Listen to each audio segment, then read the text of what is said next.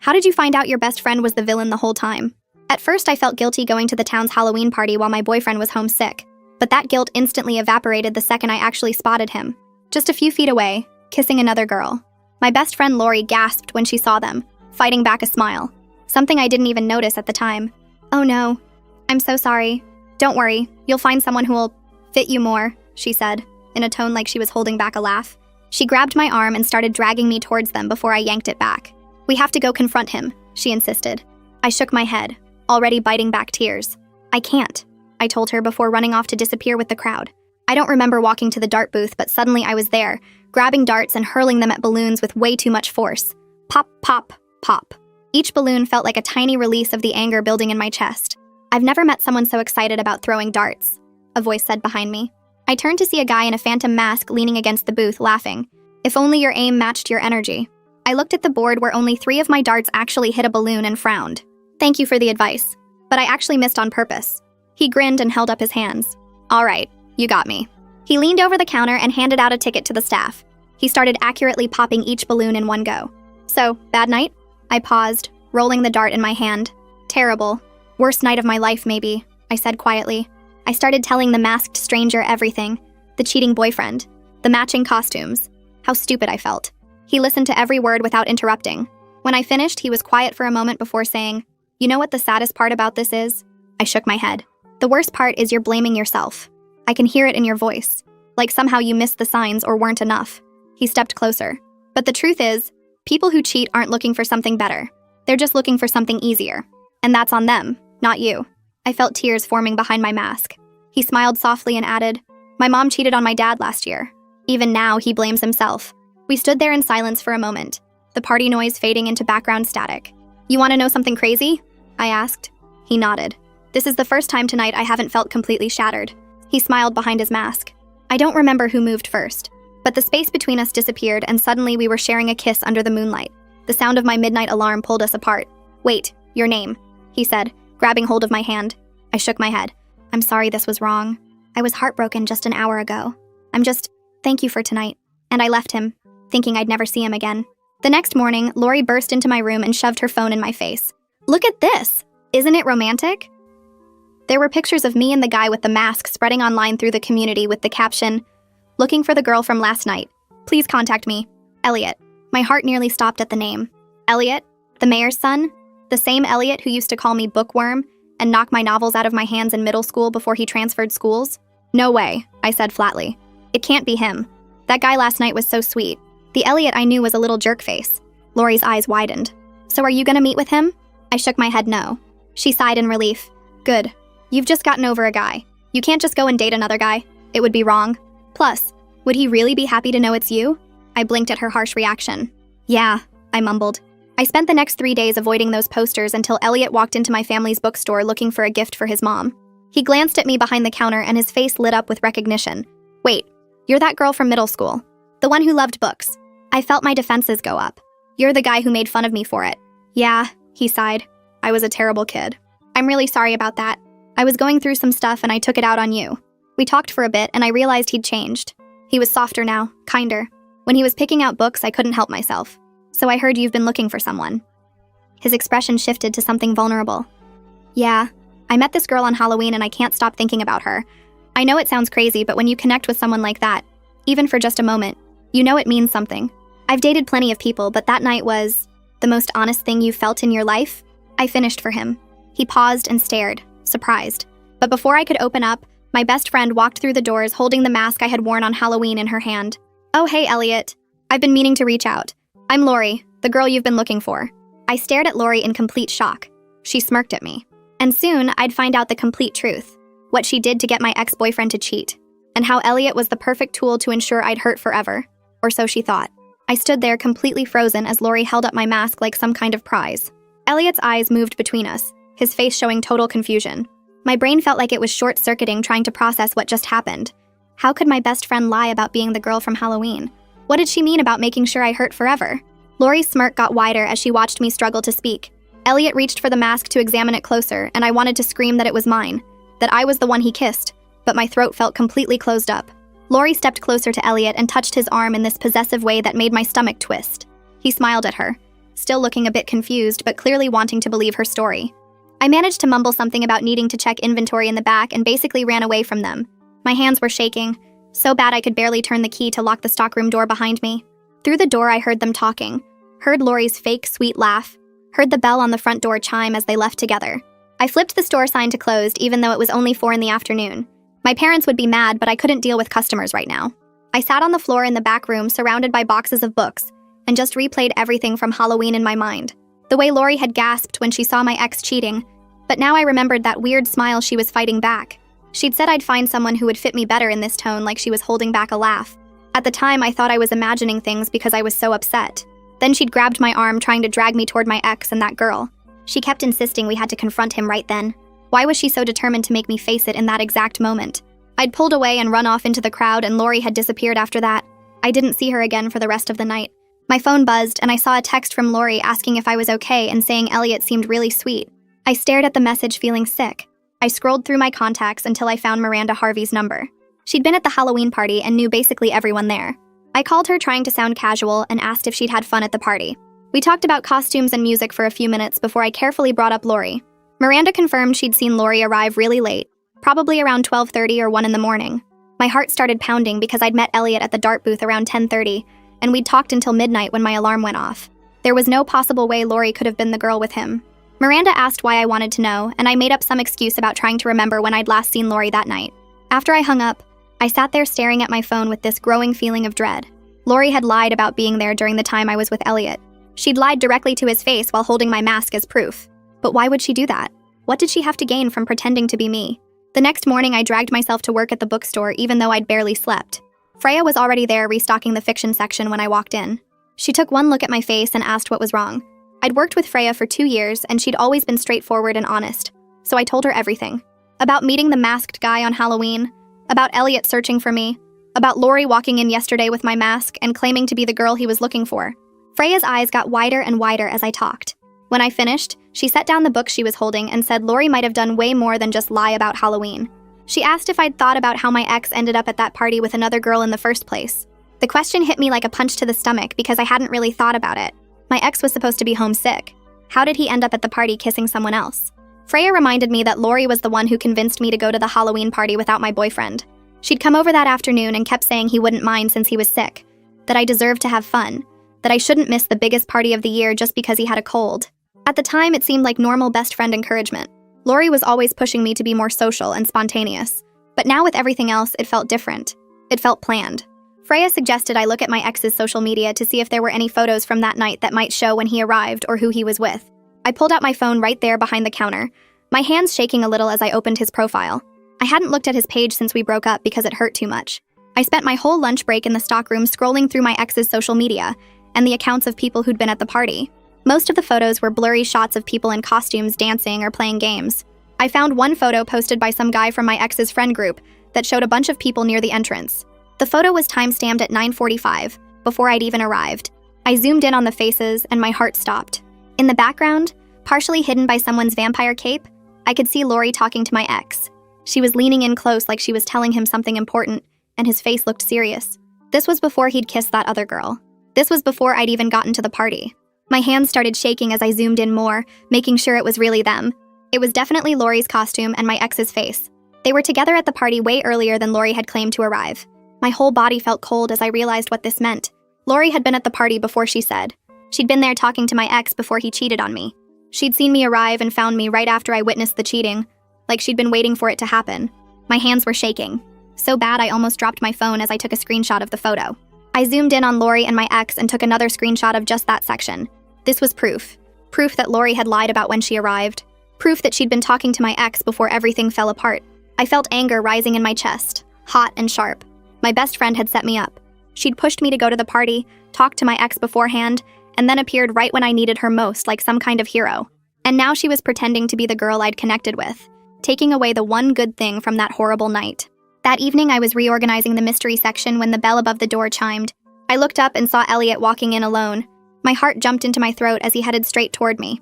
He looked uncomfortable, like he wasn't sure he should be there. He stopped a few feet away and said Lori's story about Halloween night didn't match up with the conversation he remembered. He needed to know the truth about what really happened. I gripped the book in my hands so tight my knuckles turned white. Part of me wanted to tell him everything right then, show him the screenshots, explain how Lori had manipulated both of us. But another part of me was terrified. What if he thought I was just jealous? What if he thought I was making things up to break them apart? Lori was his girlfriend now. He might believe her over me. I set the book down carefully and looked at him. Instead of launching into accusations about Lori, I decided to test him. I asked if he remembered what we talked about that night at the dart booth. He said we talked about cheating and relationships. I nodded and asked what specific thing I'd told him about my situation. He said I'd told him about my boyfriend cheating on me at the party. I pushed further, asking what he'd said to make me feel better.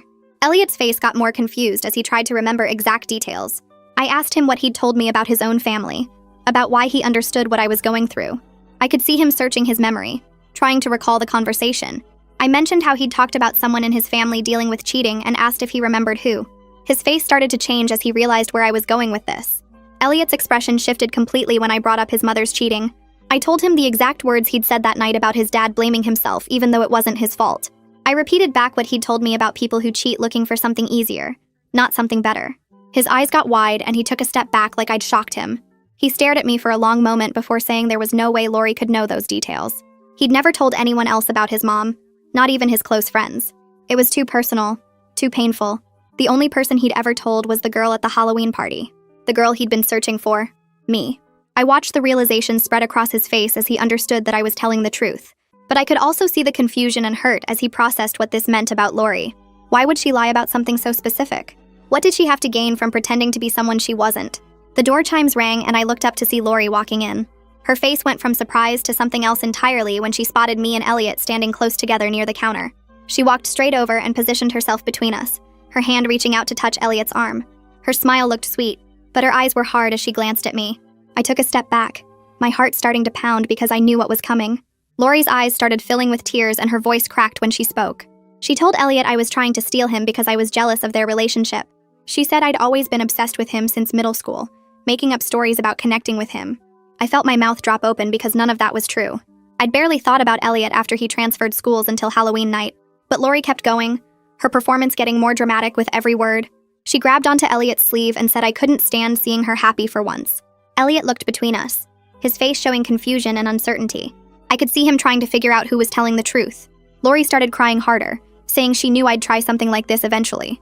My chance to explain was disappearing fast as Lori's tears got bigger and her voice got louder. I felt panic rising in my chest because everything was spinning out of control. Then something clicked in my brain and I remembered the books. I interrupted Lori mid-sob and told Elliot to ask her something. I said to ask her what his mother's favorite book genre was, since Lori claimed to have helped him pick out a gift earlier. Lori stopped crying for a second, her face going blank. She looked at me and then at Elliot before saying romance novels, her voice less shaky now. I shook my head and said historical fiction, specifically books about World War II and the Tudor period. Elliot's expression changed completely. He stepped back from Lori and asked her directly why she would lie about being at the bookstore with him. Lori's tears stopped like someone had flipped a switch. Her face went red and she looked at me with pure anger before turning and walking out without saying another word. The door slammed behind her hard enough to make the windows rattle. Elliot and I stood there in awkward silence for what felt like forever. The bookstore suddenly felt too quiet after all that noise. He looked at me and asked quietly if I was really the girl from Halloween. I nodded and walked over to the drawer under the register where I kept my stuff. I pulled out the mask I'd worn that night, the one Lori had been holding earlier when she walked in claiming to be me. Elliot took the mask from my hands and turned it over, studying it like he was making sure it was real. He sat down heavily on the steps leading up to the store's second floor. I sat beside him, leaving some space between us. Both of us were trying to make sense of what Lori had done and why. He'd been dating someone who lied to him while the real girl he'd been searching for was working at this bookstore the whole time. I pulled out my phone and found the screenshot I'd taken earlier. I showed him the picture from my ex's social media where Lori was talking to my ex at the party. Elliot took my phone and looked at the image carefully, zooming in on Lori's face. He mentioned that Lori had asked him really specific questions about what the Halloween girl looked like and what we talked about. She'd wanted to know everything, down to what color my mask was and whether I had any special jewelry on. I felt sick realizing she'd used all that information to create her fake story. We sat there putting the pieces together and realized Lori had crafted everything based on details she'd gotten from Elliot, but she couldn't have known the deeper personal stuff we'd shared that night. Elliot admitted he'd felt something was off about her story, but he wanted to believe he'd found the right girl so badly that he ignored the weird feelings. He said some of the things she claimed we talked about didn't match his memory, but he convinced himself he'd just forgotten. The next few days were weird and tense. I couldn't stop thinking about Lori and what she'd done. I kept going over every conversation we'd had, looking for signs I'd missed. I decided I needed to know more about my ex's cheating and whether Lori had been involved in setting that up too. I found Scott Melton's number in my phone. He was one of my ex's close friends and had been at the Halloween party. I texted him asking if we could talk about something important. He responded pretty quickly saying sure and asking what was up. I asked him if anyone had encouraged my ex to bring a date to the party that night. The 3 dots showing he was typing appeared and disappeared a few times before his response finally came through. Scott's text popped up on my screen and my stomach twisted into knots. He admitted that Lori had stopped by his place earlier that week before the party. She'd mentioned something about how I'd been acting distant with my boyfriend and maybe looking at other guys around town. Scott said Lori suggested that my ex should make me jealous to see if I really cared. I read the message 3 times, each word making me feel sicker. The manipulation went so much deeper than I'd imagined. Lori hadn't just taken advantage of my heartbreak at the party. She'd actually set up the whole cheating situation from the start. I texted Scott back asking if he was sure about the timing, and he confirmed it was definitely before Halloween. I sat there staring at my phone, trying to wrap my head around the fact that my best friend had spent time planning how to destroy my relationship. The next morning, I messaged my ex asking if we could meet up to talk. He agreed pretty quickly and suggested the coffee shop on Main Street. I got there first and grabbed a table in the back corner where we could have some privacy. When he walked in, he looked nervous and kept his hands shoved in his jacket pockets. He sat down across from me and immediately started defending himself, saying he had his reasons for what happened at the party. I cut him off and asked directly if Lori had talked to him before Halloween. His face changed and he looked down at the table. He admitted that Lori had pulled him aside about a week before the party and told him I was planning to break up with him. She'd said I was just waiting for the right time and that I'd been talking about other guys. He thought he was protecting himself from getting hurt by moving on first. I felt my hands shake as I gripped my coffee cup. My ex kept talking, explaining how Lori had actually introduced him to the girl at the party. She'd positioned them near the entrance where she knew I'd walk in and see them right away. He genuinely thought he was beating me to the punch, not realizing he was used as a tool in Lori's twisted plan. I asked him why he didn't just talk to me about it, and he got quiet for a long moment. He said he was scared and stupid, and that Lori had seemed so concerned and genuine. The anger I felt toward him mixed with this weird sense of pity. We'd both been played by someone we trusted. He apologized then. Really apologized. Not the half-hearted sorry from before. He admitted he should have communicated with me instead of believing Lori's lies. I told him I accepted his apology, but that we were done for good. He nodded like he expected that and said he understood. We sat there for another minute in uncomfortable silence before he left. I stayed at the coffee shop for another hour, pulling out my phone and opening a notes app. I started writing down everything I knew about Lori's manipulation, creating a timeline of events. She'd talked to my ex a week before Halloween, planted seeds of doubt and jealousy. She'd set up the introduction with the other girl at the party. She'd convinced me to go to the party even though my boyfriend was supposedly sick. She'd been there to witness my heartbreak and position herself as my only support. Then she'd swooped in to claim she was the Halloween girl, using details she'd gotten from Elliot to make her story believable. The whole thing had taken weeks of careful planning.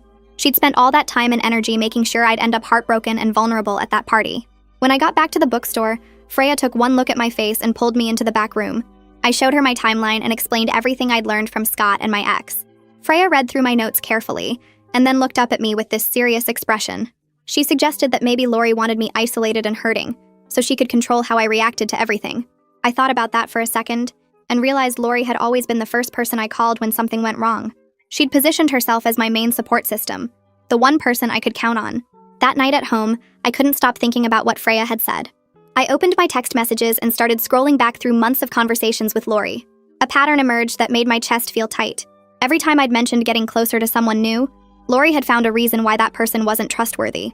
When I'd talked about joining a study group, she'd said those people were fake and just wanted to use me for answers. When I'd mentioned a girl from work seemed cool, Lori had brought up some rumor about her being two-faced. She'd always had a reason why someone didn't really care about me or couldn't be trusted. I'd thought she was just being protective, looking out for me. But now I could see she'd been systematically cutting me off from other friendships, making sure I stayed dependent on her. My phone buzzed with a text from Elliot asking if I could meet him at the park near the bookstore.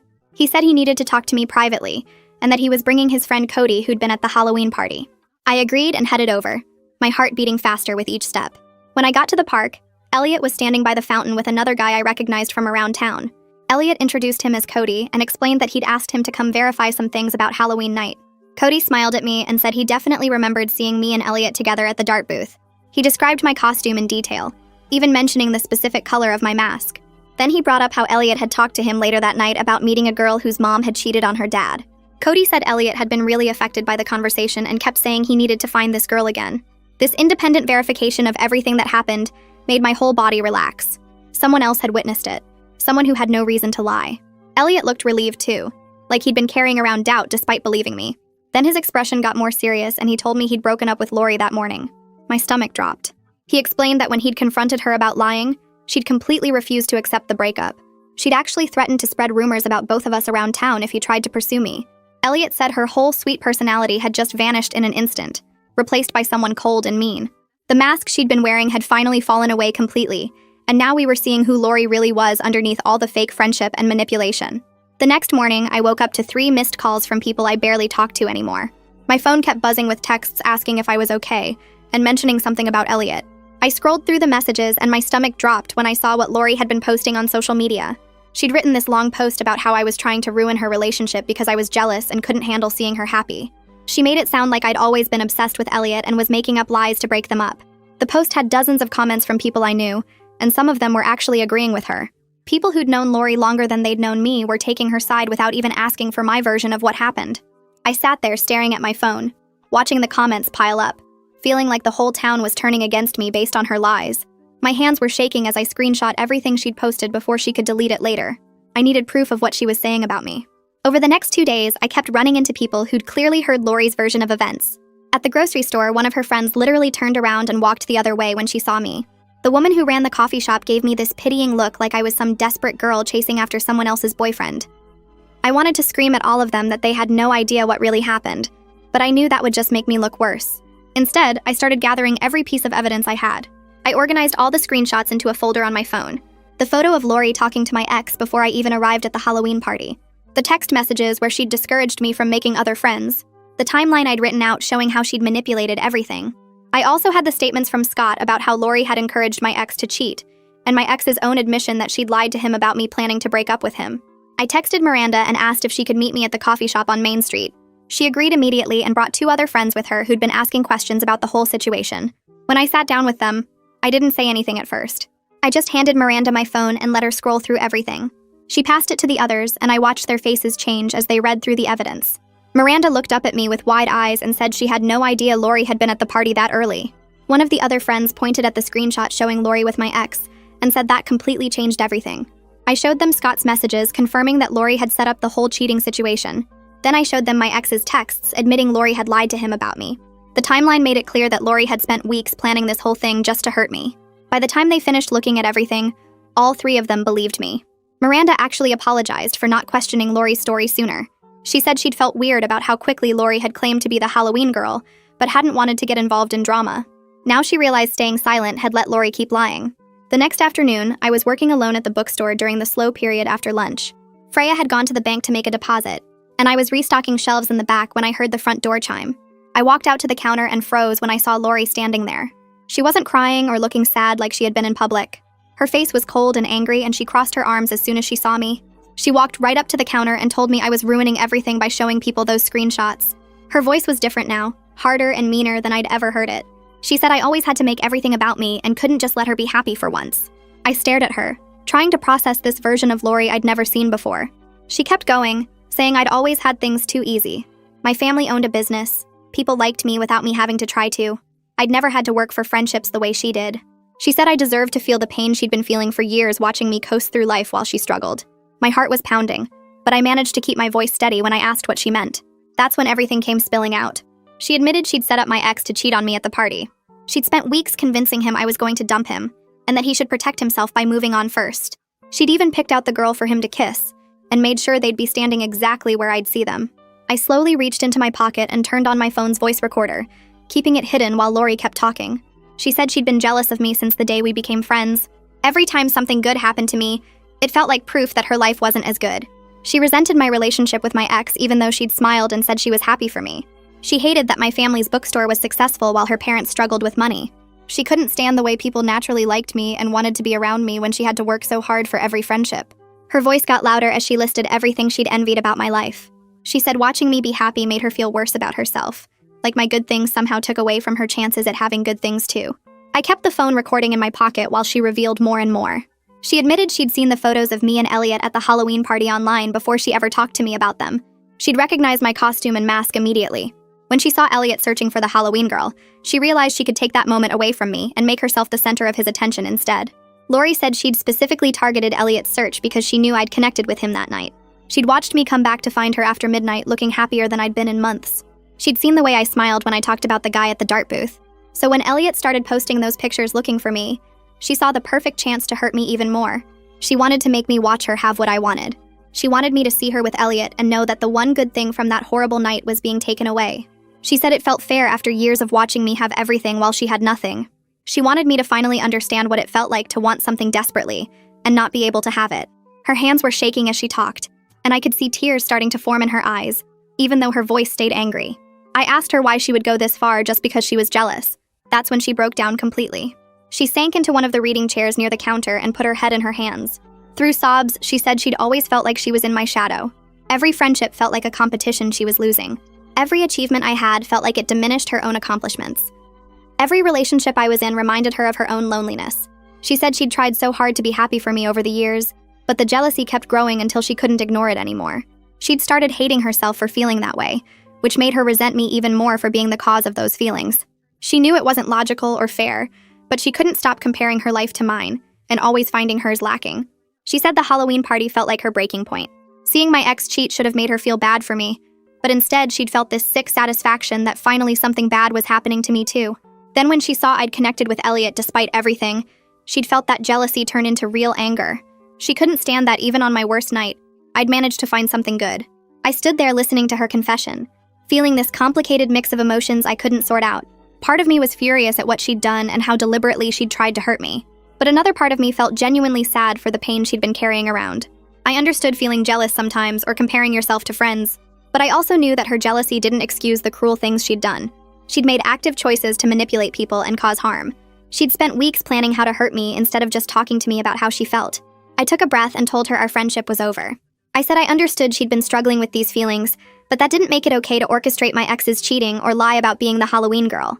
I told her she needed to leave the bookstore and stay away from me. She looked up at me with red eyes and started to say something, but I cut her off.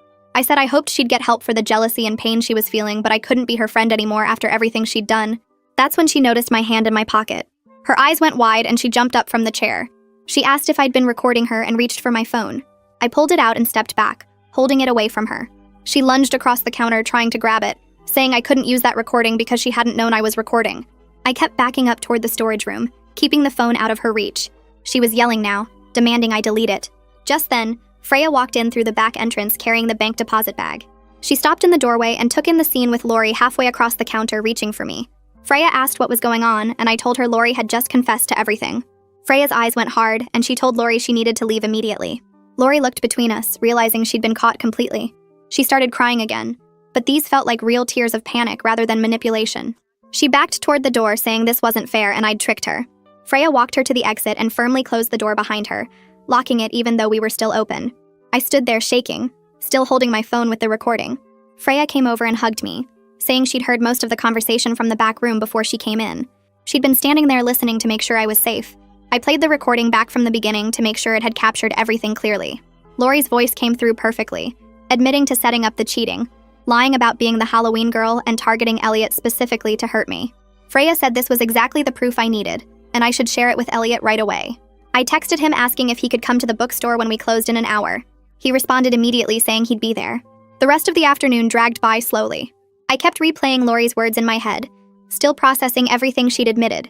When closing time came, Freya offered to stay with me, but I told her I needed to do this alone. She hugged me again and left through the back. 5 minutes later, Elliot knocked on the front door. I let him in and locked it behind him. We sat at one of the reading tables and I handed him my phone with the recording queued up. I watched his face as he listened to the whole thing.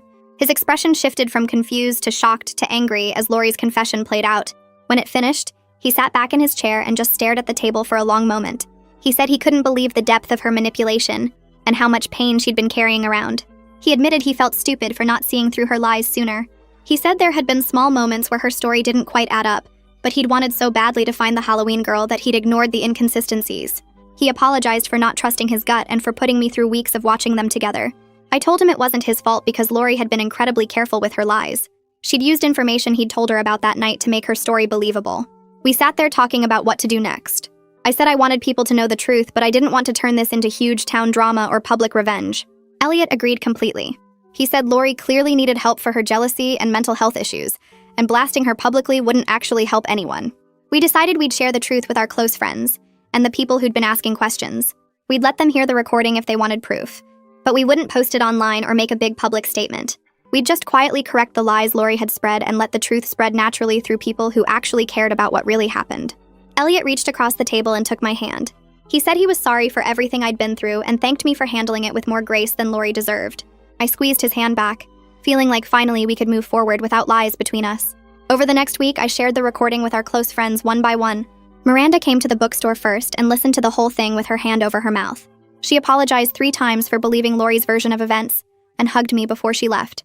2 other friends from our group texted asking to hear it, and I met them at a coffee shop where they listened on my phone with headphones. Both of them looked shocked by how calculated Lori's confession sounded, how she admitted to everything without any real remorse in her voice. They said they felt stupid for not questioning her story more carefully, and promised to set the record straight with anyone who'd heard the rumors.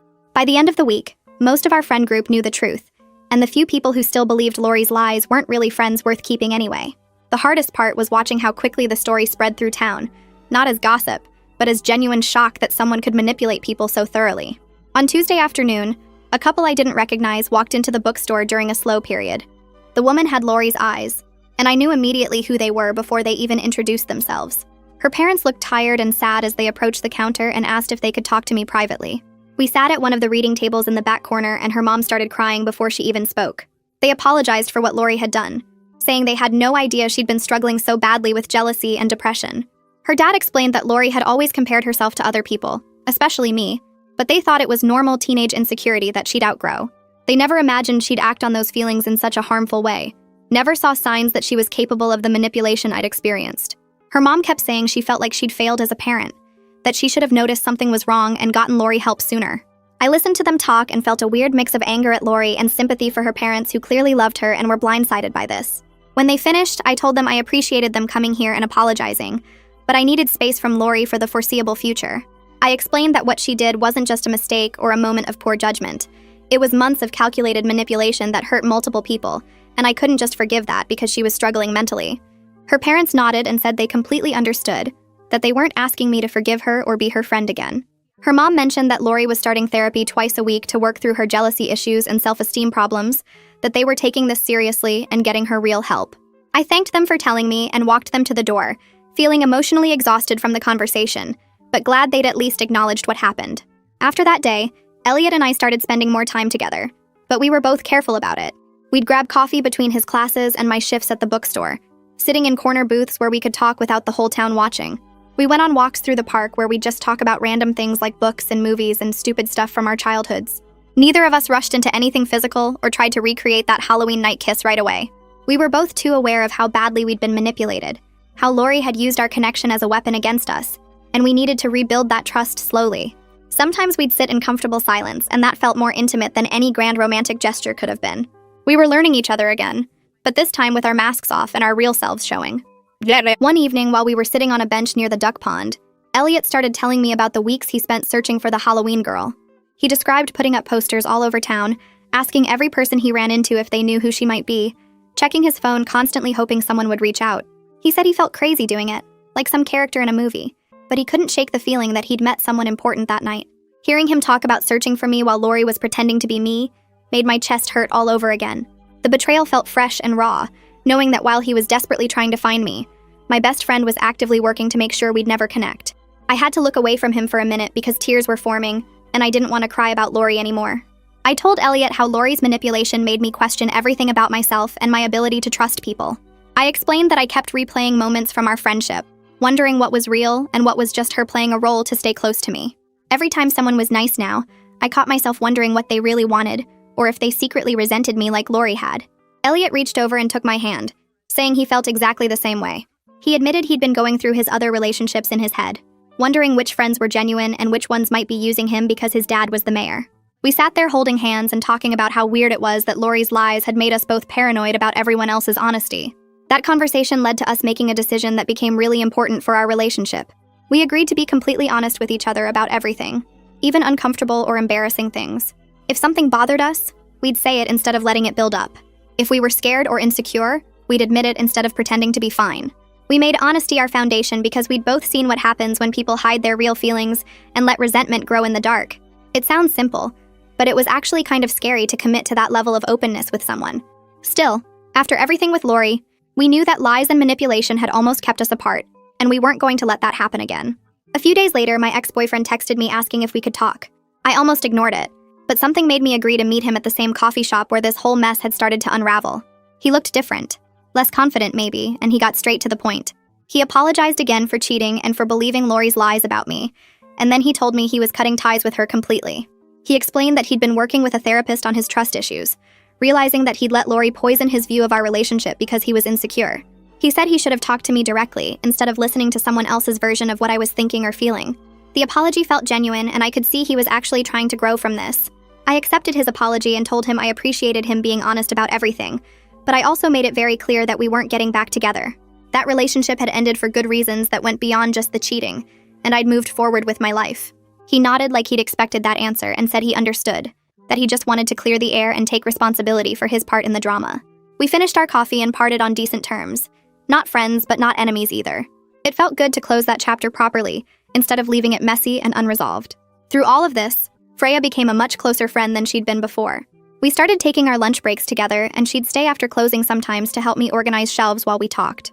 One day she mentioned how Lori used to make little comments about her. Nothing major, but enough to make me feel slightly uncomfortable around Freya. I realized Lori had been doing that with several people, subtly creating distance between me and anyone who might become a close friend.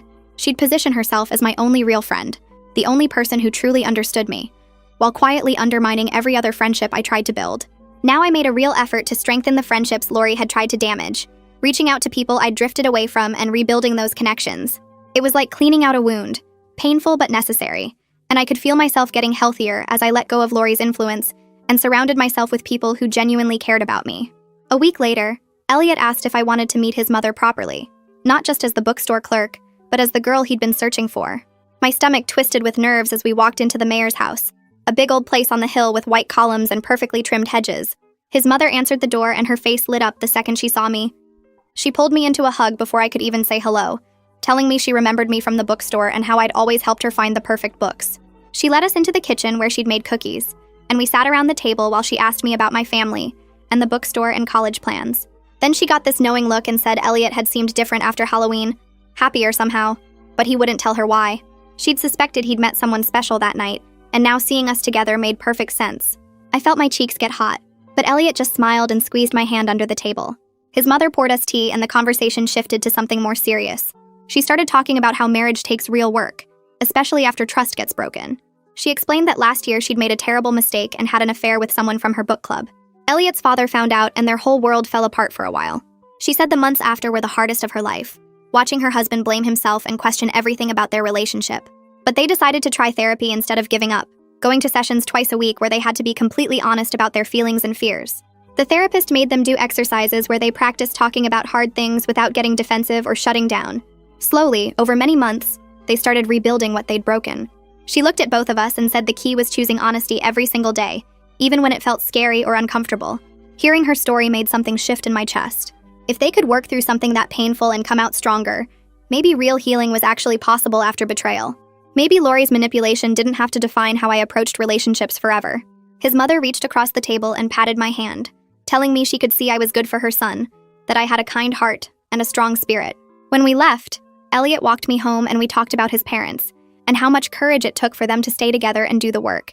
He said watching them go through that had taught him the value of honesty, which was probably why our conversation on Halloween night had felt so important to him. 2 months after the Halloween party, Elliot and I finally went on our first real date.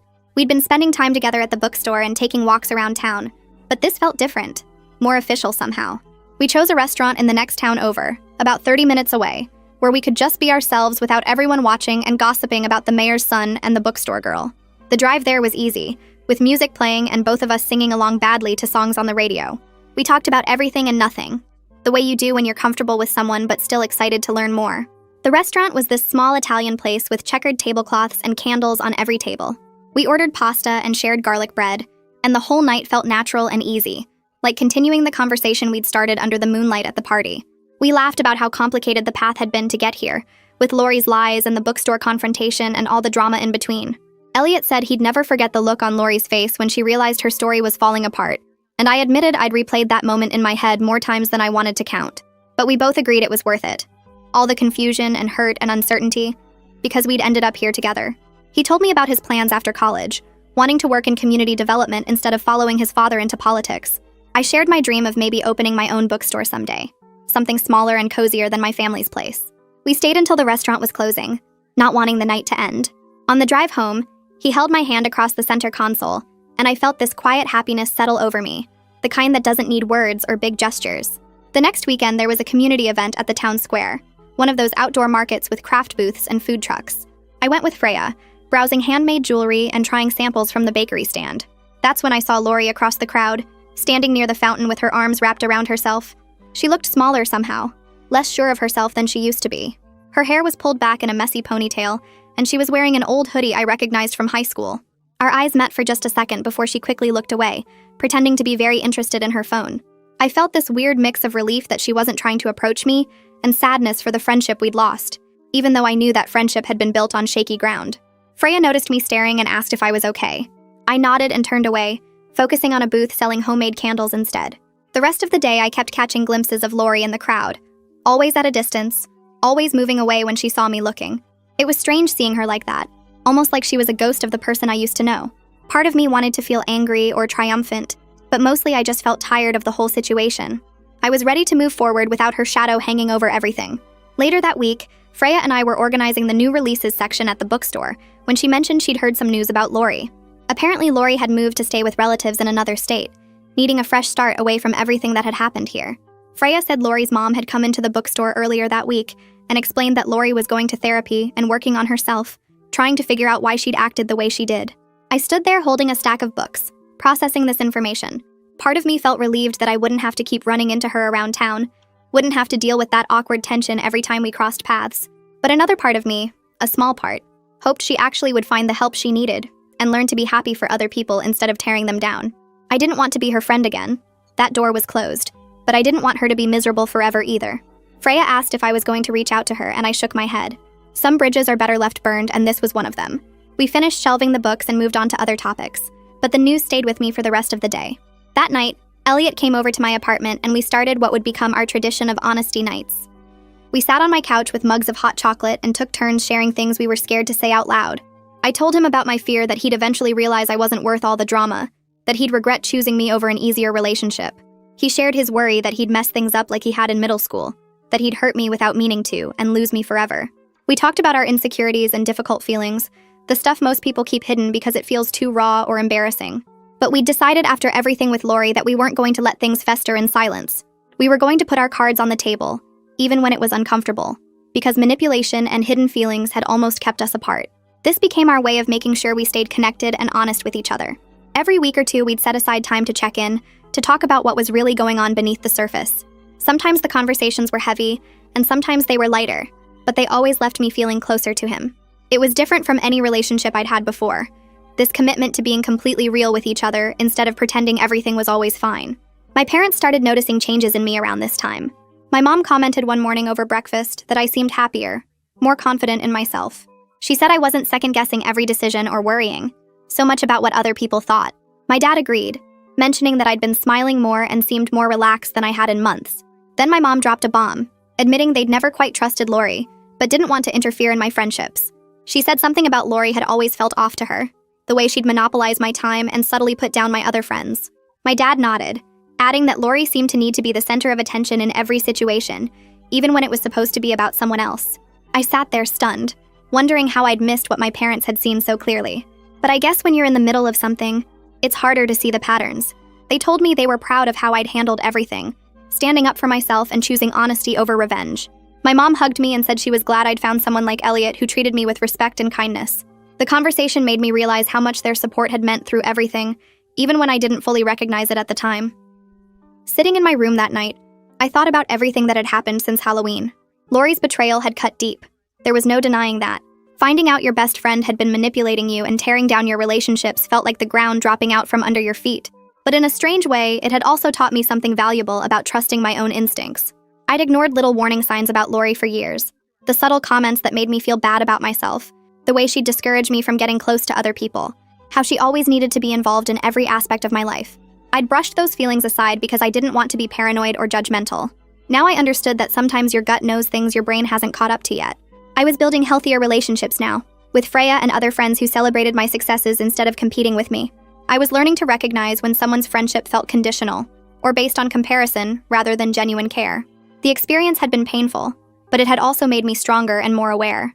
I wasn't going to let someone treat me that way again, because now I knew what real friendship looked like, and what it definitely didn't look like. The following weekend, Elliot and I were walking through the park when he stopped and turned to face me. He said he'd been thinking about how I'd handled everything with Lori, and wanted me to know how much he respected the way I'd approached the situation. He explained that watching me choose honesty and truth over revenge or retaliation had shown him the kind of person I truly was. He said a lot of people would have wanted to hurt Lori back, to publicly shame her or make her life difficult, but I'd taken the high road. I'd gathered the evidence and shared the truth with people who needed to know, but I hadn't tried to destroy her or make her suffer.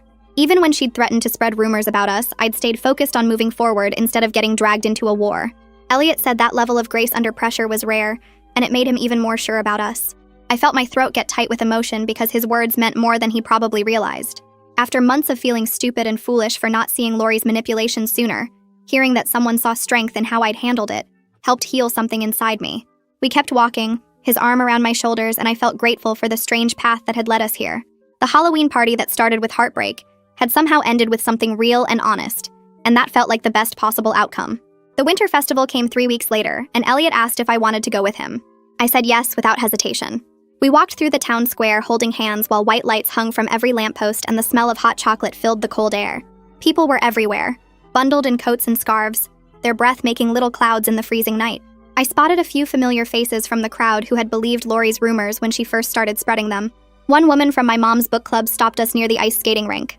She touched my arm gently and told me she was sorry for judging the situation without knowing the full story. She said she should have talked to me directly, instead of listening to gossip. Another guy from Elliot's high school friend group came up and shook Elliot's hand, admitting he'd been wrong to question our relationship. He said seeing us together made it clear that whatever Lori had claimed was obviously not true. Each apology felt like a small weight lifting off my shoulders. Elliot squeezed my hand after each interaction, and I could feel his support without him having to say anything. We grabbed hot cider from a booth and found Cody standing near the carousel with a huge grin on his face. He walked over and immediately started laughing before he even said anything. He looked at Elliot and said the whole search could have been avoided if Elliot had just paid attention to basic details. Cody explained that I'd been wearing the same perfume at the bookstore that I wore on Halloween night, something Elliot should have noticed right away if he'd been thinking clearly. Elliot's face turned red and he tried to defend himself, but Cody kept going, listing all the obvious signs that were right in front of him. The mask sitting on the bookstore counter, the way I finished his sentence about the most honest thing he'd felt, even the fact that I knew specific details about his mom's reading preferences. We all started laughing because looking back, it really was so obvious. I admitted I should have just told him the truth right away, instead of letting Lori walk in and complicate everything. Cody said we were both idiots, but at least we figured it out eventually. The whole conversation felt light and easy, like we could finally joke about the situation without the weight of Lori's manipulation hanging over us. 4 months had passed since Halloween and Elliot and I had built something solid. We weren't perfect, and we still had moments where old insecurities crept in. Sometimes I'd worry that he'd realize I wasn't as interesting as that first conversation made me seem. Other times he'd get quiet and withdrawn, convinced he was going to mess things up like he had with past relationships. But we talked through every fear and doubt instead of letting them build up in silence. We made a rule that if something bothered either of us, we had to say it out loud within 24 hours. No festering, no assumptions, no letting small problems become big ones. That honesty we shared at the Halloween party became the foundation for everything else. It wasn't always comfortable having those conversations, but they kept us connected in a way that felt real and lasting. I checked my email one morning at the bookstore and saw an acceptance letter from a college program I'd applied to months ago. My hands shook as I read it because I'd almost not applied at all. Looking back, I realized Lori had subtly discouraged me from going for it. She'd made comments about how competitive the program was and how disappointed I'd be if I didn't get in. She'd suggested I focus on the bookstore instead of chasing something that might not work out. At the time, I thought she was being protective, trying to save me from potential failure. Now I understood she'd been holding me back, keeping me small so she could feel bigger by comparison. Elliot came into the bookstore that afternoon and I showed him the acceptance letter. His face lit up immediately and he picked me up in a hug, spinning me around between the bookshelves. He started asking questions about the program, what classes I'd take, how excited I was to start. There wasn't a single hint of jealousy or worry about what my success might mean for us. He was genuinely thrilled for me, celebrating my achievement without making it about himself. That reaction meant more than he probably realized because it showed me what real support looked like. A week later, I ran into my ex at the grocery store. He was with a new girl, someone I vaguely recognized from around town. They were laughing together in the produce section and he looked genuinely happy. When he spotted me, there was a brief moment of awkwardness, but then he smiled and walked over. He introduced his girlfriend and asked how I was doing. I told him about the college program and he congratulated me sincerely. We exchanged a few pleasant sentences about nothing important, and then we both moved on with our shopping.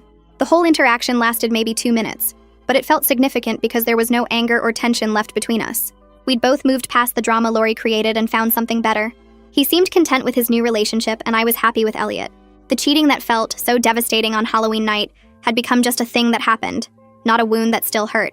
Standing in my family's bookstore that evening, I looked around at the shelves I'd grown up with and thought about everything that had unfolded here. This was where Lori had walked in holding my mask and claimed to be someone she wasn't. This was where Elliot and I had our first real conversation after Halloween. This was where the truth finally came out, and the lies fell apart. Lori had tried to ensure I'd hurt forever, orchestrating my ex's cheating and stealing my moment with Elliot. She'd wanted me to watch her have what I'd connected with while I stayed broken and alone. But her plan had backfired completely. Instead of destroying me, she'd cleared away a toxic friendship I didn't even realize was poisoning my life. She'd pushed me towards someone who valued honesty and real connection. I'd built stronger friendships with people like Freya who actually celebrated my success. I'd learned to trust my own instincts instead of second-guessing every feeling. The betrayal had hurt deeply, cutting through years of friendship and trust, but it had also led me to something genuine. Sometimes the worst moments really do lead to the best outcomes, not because the pain doesn't matter, but because it forces you to see what was wrong and find something better.